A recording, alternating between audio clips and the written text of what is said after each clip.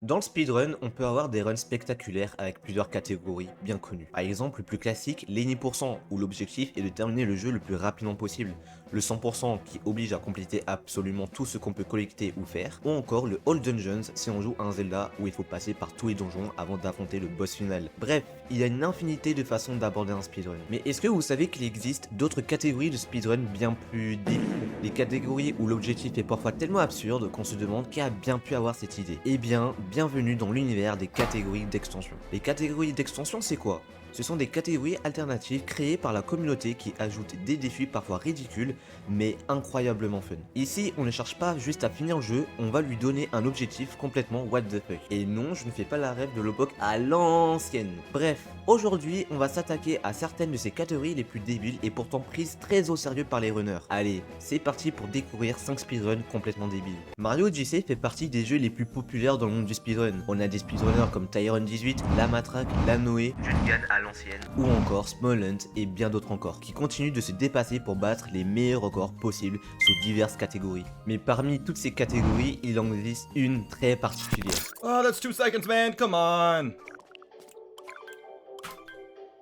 Whew. That was a spicy run. That was hot. Oh my god, and we bonked in the friggin' shop, dude. Le nipple % est une catégorie très débile qui consiste à rendre Mario torse nu avec son énorme calbar. Donc récupérer 1000 pièces le plus rapidement possible. Et devinez qui a le record du monde sur cette catégorie? Tyron18, messieurs dames. On a même plus besoin de le présenter tellement qu'il a enchaîné les masterclass sur ce jeu avec ses records du monde. On peut voir qu'il a fini en 7 minutes et 22 secondes en int art. D'ailleurs, on peut voir sa réaction quand il a PB. Oh, let's fucking go, baby. Yeah. That's what the fuck. Il est vraiment content parce qu'il a mis Mario avec les tétons à l'air quand même. Mais comment se déroule exactement cette run? Eh bien, le nipple % suit un début de route très similaire à Lenny %. Donc Taron 18 commence par faire Cap Kingdom, puis se dirige rapidement vers Castle Kingdom, où il récupère quelques pièces en plus des lunes nécessaires. Ensuite, il fonce vers Sun Kingdom, qui est l'endroit clé de la run. Là-bas, au lieu de simplement progresser comme dans un nid %, l'objectif est d'optimiser au maximum la collecte de pièces. Et il existe plusieurs méthodes pour ça. Faire des détours stratégiques pour ramasser les pièces les plus accessibles et rentables, utiliser les Luigi Pixels cachés dans le décor qui donnent un gros bonus de pièces quand on les trouve, taper les blocs et ramasser les pièces éparpillées sur la map, notamment près du village et des ruines, et utiliser les int art ou non selon la catégorie pour collecter encore plus de pièces. Alors vous vous demandez sûrement, mais j'ajoute qu'est-ce qu'un int art? Et bien, après avoir fait mes recherches, un int art est un indice caché dans le jeu qui permet de trouver l'emplacement d'une int cachée dans un autre monde. Mais en regardant le speedrun de Tyron18, on voit qu'il n'a pas essayé cette fonctionnalité. Non, lui il s'est plutôt concentré à chercher les petits pixels en forme de Luigi, qui quand on les trouve nous donnent beaucoup de pièces. Une technique bien plus rapide et plus efficace pour atteindre l'objectif des 1000 pièces. Et de l'autre côté, on a nos int art où, comme vous l'aurez deviné, on ne doit pas chercher les petits Luigi en forme de pixels. Après, ça ne répond toujours pas de pourquoi on l'appelle comme ça. Pourquoi on ne l'a pas nommé Luigi Coins ou quelque chose comme ça.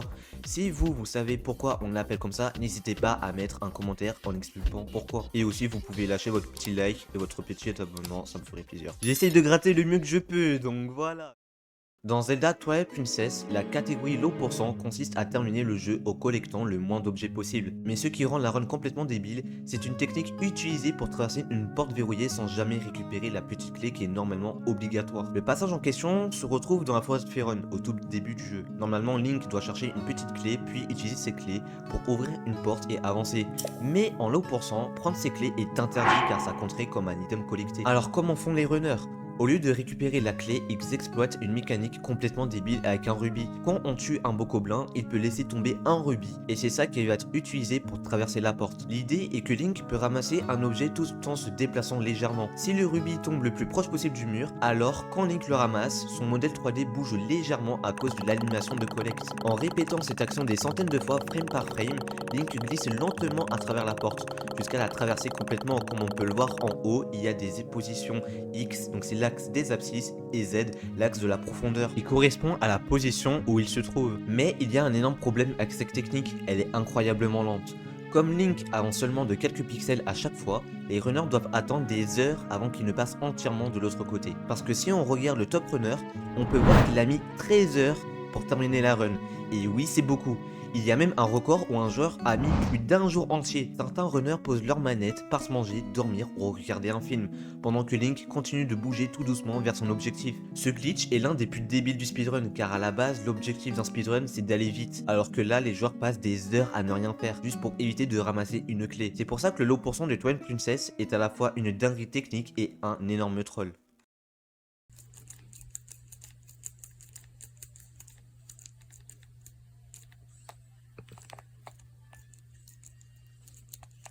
Sur Mario Kart DS, il existe une catégorie complètement what the fuck. Le slow % c'est une catégorie qui est complètement débile, on ne va pas se le cacher, car le but c'est de finir les 32 circuits du jeu, sauf en étant dernier le plus rapidement possible par tous les moyens. Alors non, ça ne veut pas dire poser la console et attendre sagement que le 7ème finisse la course, parce que sinon ce serait trop facile et inintéressant.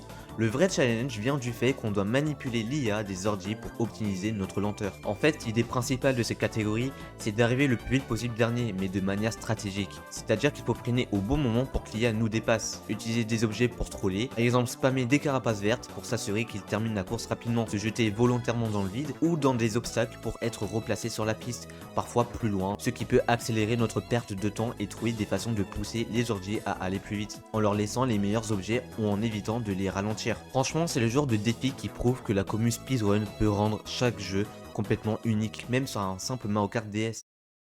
Ah, Miside, ce jeu indépendant qui a explosé grâce aux streamers et youtubeurs. Un visual novel horrifique qui, un peu comme Doki Doki Literature Club, a captivé les joueurs avec son ambiance, son histoire, son gameplay et ses fanarts. Waouh, attends, je pars trop loin là. Faut que j'arrête de déraper là. Bref, je pense que vous avez déjà entendu parler de ce jeu n'importe où, mais est-ce que vous saviez qu'il existe une fin alternative qui est complètement débile? Sinon, laissez-moi vous expliquer. Comme je l'ai dit juste avant, dans Miside, il existe une fin alternative qu'on peut débloquer après avoir fini le jeu une première fois. Cette fin secrète, connue sous le nom de Speed Ending, a même donné son nom à une catégorie entière sur speedrun.com. Ouais, la communauté de ce jeu sont autant investis et créatifs pour faire ce genre de catégorie, comme quoi ça nous laisse une grande liberté pour créer des catégories en speedrun. L'objectif de ce speedrun est ultra simple, tuer le protagoniste le plus vite possible. Pour ça, il faut d'abord finir tout le prologue en aidant Mita selon ses besoins, jusqu'en arriver au sous-sol. Là, il y a un coffre-fort qu'on doit déverrouiller pour littéralement se tuer. Oui, c'est bien l'objectif. Et comment on fait? Bah, on retire juste la cartouche de la console et c'est tout, la run est terminée. Le pire, c'est que le record de cette catégorie est de 10 minutes et 11 secondes. C'est vraiment pas beaucoup. Alors oui, on ne va pas se mentir, ce speedrun est totalement con, mais c'est justement ça qui le rend drôle et qui mérite d'être dit. Voir une fin aussi dramatique être utilisée pour en faire une catégorie de speedrun. C'est tellement absurde que ça en devient génial. On n'en parle pas assez, mais Minecraft fait aussi partie des jeux les plus populaires du speedrun, avec des catégories ultra compétitives comme le Any% ou le Set Seed Glitches. Mais au-delà des records ultra optimisés pour tuer l'Under Dragon en quelques minutes, il existe aussi des catégories complètement débiles créées par la communauté pour rendre le speedrun encore plus fun. Aujourd'hui, on va s'intéresser à 3 catégories de speedrun totalement débiles. Dans un premier temps, on a le Sonic, Tails, Knuckles%. Le but de cette catégorie, c'est créer du colorant pour représenter Sonic, donc le bleu, Tails en jaune et Knuckles en rouge. Pour ça, il faut récolter une fleur de chaque couleur, fabriquer les colorants correspondants, puis teindre 3 moutons différents le plus rapidement possible. Et dès que les 3 moutons ont leurs couleurs respectives, la run est validée. Le full inventory SSG. Ici, le but est de remplir son inventaire au maximum le plus vite possible. Cette catégorie se divise en 2 sous-catégories avec structure. On peut utiliser les blocs des structures générées naturellement, coffre, plaques de pression, blocs solides, etc. Et les 5 structures, là on doit tout obtenir sans s'appuyer sur les structures du monde. Donc du bois, des fleurs, des bâtons, des tables de craft, etc. Comme c'est du SSG, on utilise une site précise pour spawn au meilleur endroit et optimiser le record. Et enfin, le dernier le plus stupide, mais aussi le plus spectaculaire, le All Wool. Si vous êtes fort en anglais, vous avez déjà deviné que le but de cette catégorie est de récupérer les 16 couleurs de laine le plus rapidement possible. Mais comment on fait ça? Eh bien, il y a plusieurs méthodes. On peut soit teindre de la laine blanche avec les colorants du jeu, soit directement trouver des moutons colorés. Mais bon, nous on est des speedrunners, donc flemme de chercher tous les moutons colorés. Donc on va chercher des techniques ultra optimisées pour aller encore plus vite. Dans certaines versions du jeu, des speedrunners ont utilisé un bug qui permettait de dupliquer des items, et donc d'obtenir rapidement toutes les couleurs de laine. Cependant, ce glitch étant considéré comme une exploitation de failles du jeu, il est interdit dans la catégorie All Wool Glitches.